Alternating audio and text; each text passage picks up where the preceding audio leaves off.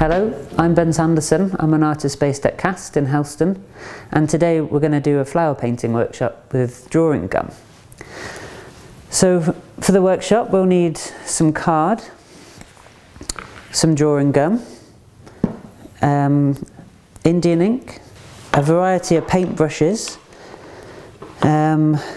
Even if they're very old and bent, they're still great. Watercolours. I've got some acrylic inks here and some paper for stencils. These flowers I've just collected from the wall outside my studio. I've managed to find some herb robert, some red valerian, a daisy, some forget-me-nots, or a forget-me-not. Lily of the valley, which actually I didn't find on the garden wall. I found it in the garden, but it's got the most amazing smell, which is just so good. We've got dandelion, three-cornered leek, and some cow parsley. And so, yeah, I'm just going to work as I explain what we do for this workshop. So we start with the drawing gum, which is kind of like a liquid rubber, which you can just paint straight on to the card. I'm going to focus on the three-cornered leek here. It kind of creates a resist on the surface.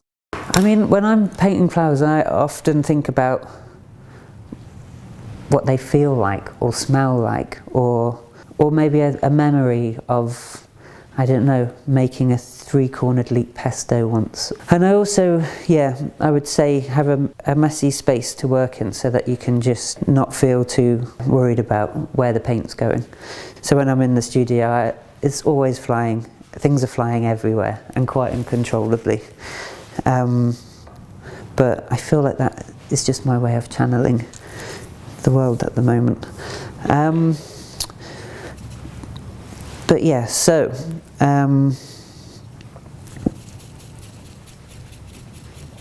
as you can see, the paint doesn't want to sit on where we've painted the drawing gum.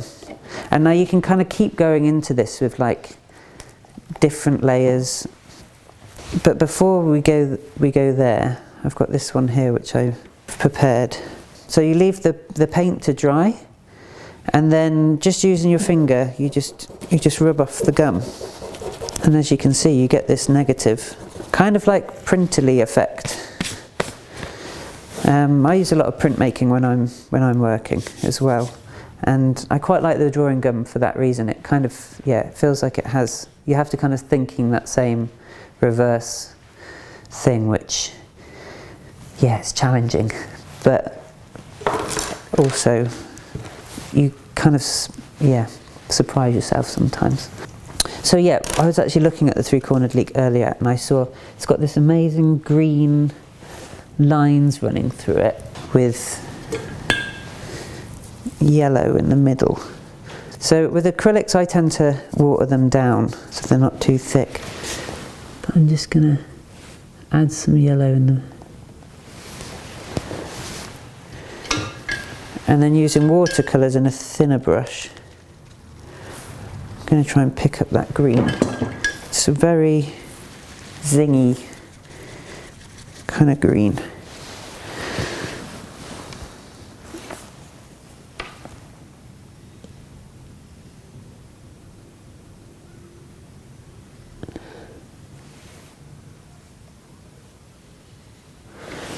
And this is why it's quite nice to have a different selection of brushes, because you can kind of start to, well, in a way I actually like to let the brush kind of guide the lines, and sometimes I roll them in my hands when I'm working and get like shaky lines, or yeah, I like to play around with the brush. So you can then start to, you could then, if you wanted to have a black negative one, you could add in a bit more gum here. And then once that's dried, you could go around it in the same process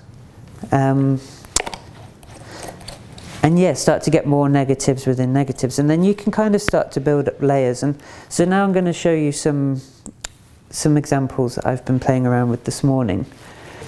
This one I was looking at the dandelion, so I've made a stencil for this. I'll show you how I did that. So just using a piece of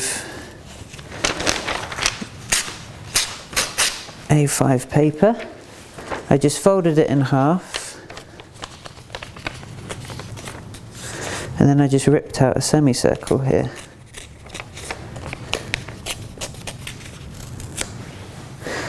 And then using my stencil, I actually here I made, like here with the drawing gum, I'll just get that one off.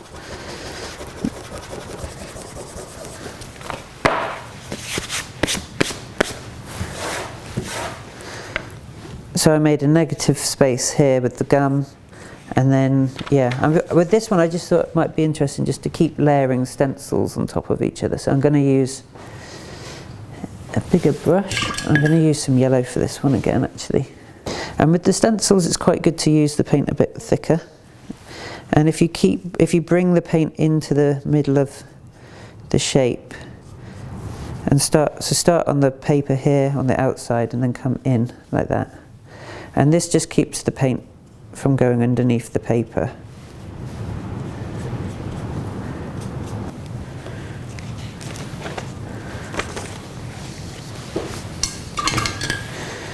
And sometimes I don't know, I like to lose it a bit, and right now I was just thinking, I just want to throw some black lines on there. Here are some examples of what you can do with the drawing gum. Thank you very much for taking part. I'm Ben Sanderson, an artist based at Cast, and this was for Hospital Rooms.